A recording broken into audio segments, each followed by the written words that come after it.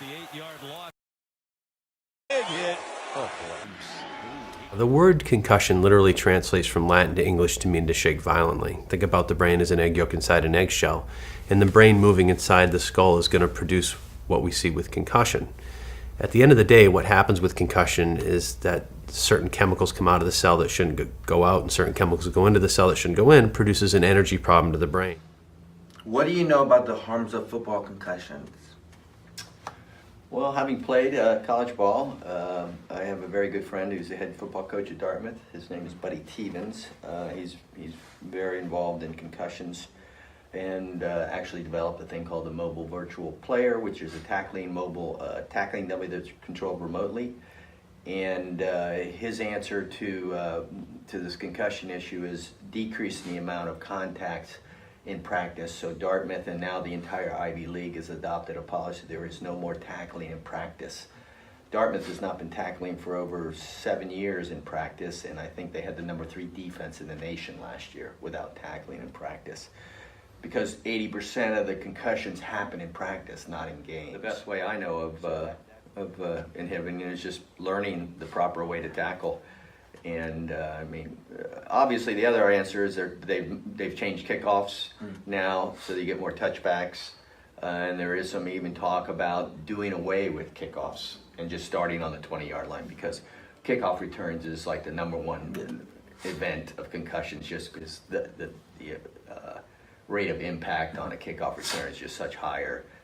So that's another possibility that we might see in the NFL and college and all of football. So other than that, other than taking away the helmet and going back to a leather helmet where you will definitely not lead with your head, but and additionally you can there's talk about these new helmets that they're producing now that I know Dartmouth has some of them. There are actually sensors in them that send information to computers to actually track data on impacts, how many, and additionally the G-force associated with the impact. They gather all that data, and they can actually get some good information on.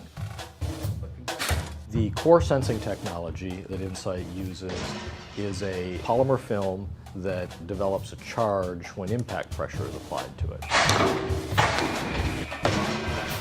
And if that impact is at a high enough threshold, it will send an alert to the alert monitor on the sideline. These are the amount of concussions that were diagnosed from 2012 to 2017. What do you think about the harms of football? The harms of football is being injured. It's steps you can take to prevent being hurt. So if you know how to tackle, you don't tackle with your head, you don't lead it, you can hurt your neck. How do you feel about football concussions? It's important. You should be able to heal. You should take time to heal. But concussions, you can't really tell. You don't really know if you have a concussion, because you can have a concussion and don't know you have one until later. So what ways do you think you can prevent getting a concussion? Head-to-head contact, leading in with your head. American football player Mike Webster was one of many that suffered from encephalopathy. His behavior became erratic and explosive. He died at the age of 50 by a heart attack.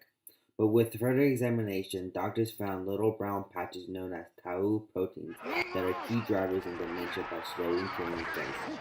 What Amalo could not see was that hidden inside Webster's brain was evidence of a chronic disease. Reports show an increasing number of retired NFL players who have suffered concussions, have developed memory and cognitive issues such as dementia, Alzheimer's, depression, and chronic traumatic encephalopathy. What do you know about the harms of football? Do you think football is a harmful sport? Yes, I think football is a harmful sport, just like any other sport, baseball, basketball, lacrosse. It's just that football is pretty much highlighted because of the magnitude of football and the popularity of football. But yes, I do think it's harmful. It's a dangerous sport.